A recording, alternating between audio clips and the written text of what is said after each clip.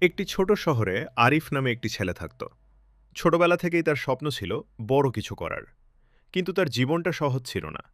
আরিফ খুব মন দিয়ে পড়াশোনা করত, কিন্তু প্রথম বড় পরীক্ষায় সে ফেল করল। সেই দিন সে খুব ভেঙে পড়েছিল। আশেপাশের অনেক মানুষ তাকে নিয়ে হাসাহাসি করতে লাগল।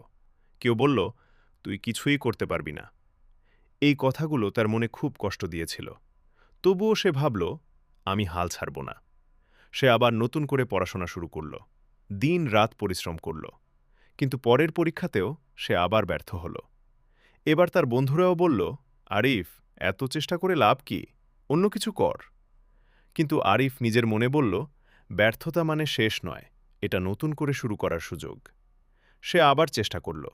আগের ভুলগুলো থেকে শিখল, আরও কঠোর পরিশ্রম করল। অনেক রাত জেগে পড়াশোনা করল। অবশেষে কয়েক বছর পর সেই কঠিন পরীক্ষায় আরিফ সফল হল।